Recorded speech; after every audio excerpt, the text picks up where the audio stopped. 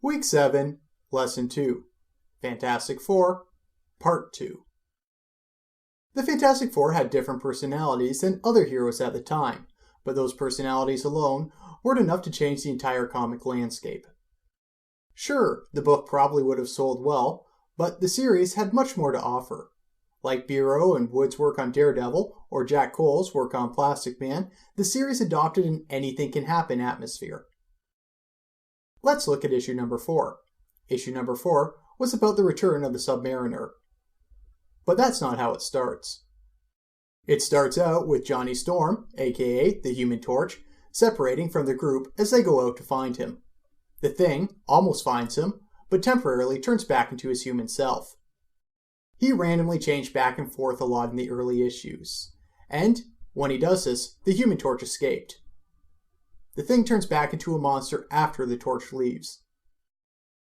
Hiding in a men's hotel, the Human Torch is reading some old Atlas comics, wondering what happened to the Submariner. He then sees a bearded man who's clearly out of his mind. The Human Torch burns off the man's beard to reveal the Submariner. Wanting to help, the Human Torch brings Submariner to the coast. Once he feels the water, the Submariner remembers who he is. He sees his underwater home was destroyed by atomic testing and comes back to the surface to declare war. The Submariner summons a giant whale-like being with legs and feet, who he sends to destroy New York. The Thing grabs a nuclear bomb, straps it to its back, jumps into the monster's mouth, and detonates it while still inside the monster. This kills the monster, but the Submariner will summon another one while blowing his horn. The Invisible Girl steals the horn, but the Submariner catches her. He's clearly attracted to her, so she offers to marry him, but he refuses, thinking that she sees marrying him as a sacrifice and not an opportunity. Submariner attacks the whole team again, and at this point the Human Torch gets really mad, uses his powers to create a funnel of flames, which sends the Submariner and his forces right back into the ocean. The Submariner survives and swears vengeance.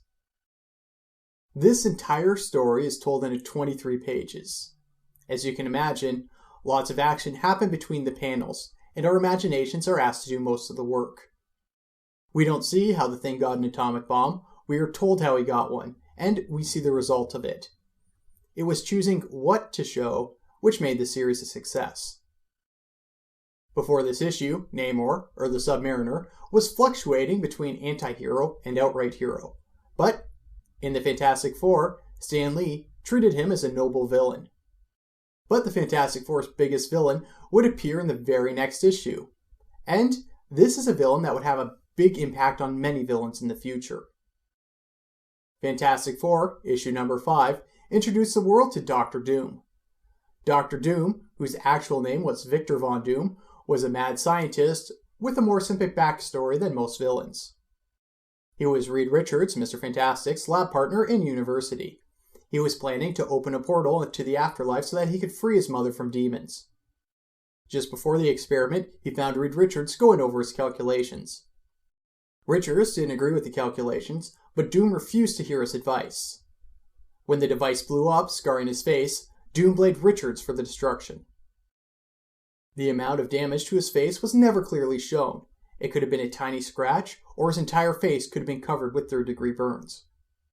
For over 50 years, that answer had never been revealed. Dr. Doom did tinker with sorcery, but he was a scientist first, creating a time machine which he would send others back in time to get important objects from history. All his attempts to destroy the Fantastic Four involved scientific plans. While Dr. Doom started out with no powers, he quickly learned how to swap bodies with other people, but would almost never do this because of his pride. He felt that inhabiting another person was beneath him. Dr. Doom would also never lie. If he gave his word, he would keep it. But he would be very careful with his wording. If he promised not to stab you in the back, he could still shoot you in the face. But for the most part, he honored his agreements, and walked away when they were done. Dr. Doom's greatest strength was his intelligence. It was on par with Reed Richards, and Dr. Doom could think his way out of almost any situation. However, his biggest weakness was his ego. He would let his enemies live and go on their own way if they played to his ego and convinced him that they were beneath him. Stan Lee also thought far enough ahead to stop Doctor Doom from ending up in prison every issue. Doctor Doom was a monarch of a small Slavic kingdom called Latveria. Because of this, he had diplomatic immunity and couldn't be arrested, even when breaking American laws. Doctor Doom also looked very intimidating and melodramatic with his cape and armor, and was a clear inspiration for Darth Vader, from Star Wars fame, who would appear on film 16 years later. While Doctor Doom quickly established himself as the Fantastic Four's archenemy, he was far from the only memorable villain in the series. The Fantastic Four fought an enemy named Galactus. Galactus was roughly the size of a few city blocks, and ate planets to survive. He was above our concepts of good and evil. Such concepts were beneath him. He looked at Earth like most starving humans would look at a chicken. It was there to feed his hunger. He was one of the enemies that the Fantastic Four were absolutely no match against, and they had to get outside help from Earth to stop it from being eaten. Not to defeat Galactus, but just to convince him to go elsewhere. Galactus also had a herald, who would scout planets for him. This being was known as the Silver Surfer. He was a noble alien who flew through the cosmos finding Galactus food to eat. He eventually turned against Galactus to save Earth, but Galactus punished him by making him unable to leave the planet's atmosphere. The Silver Surfer stayed on Earth and acted as a philosopher and occasional Christ-like figure. He would sometimes team up with the Fantastic Four. So, between the characters of the Submariner, Doctor Doom, and Galactus, we were introduced to new types of villains that we hadn't seen before. The Submariner was a Golden Age anti-hero turned villain. Dr. Doom was a villain who had a direct tie to one of the team's main members, and was his equal or better in almost every way. And in Galactus, we had a being who was above the concept of good and evil. The Fantastic Four comics kept breaking new ground. But the Fantastic Four didn't just introduce new types of villains, it introduced new types of heroes too. Take the Black Panther. He was the first black hero in comics. He was a noble king of an African land with vibranium, the most precious fictional metal on Earth. He was Marvel's version of Batman, if Batman was black, and a king, and a more well-rounded individual, who people actually wanted to hang around. Another group that the Fantastic Four found themselves allied with a lot were the Inhumans. These were descendants of an alien race, who had their genes manipulated to gain superpowers. Although they started off as potential villains, the Fantastic Four faced them and found out that they weren't bad people, just different, and had their own civilization hidden from the rest of the world, with their own politics and technologies. One of the Inhumans, named Crystal, eventually joined the Fantastic Four. The Fantastic Four may have started out with a formula of facing one or two villains an issue, but by the time it reached issue number 38, there was a clear shift in how the book was being written. Soon, fights would travel across several issues, and the series would be more character-driven than plot-driven. Several subplots would take the heroes from one issue to the next.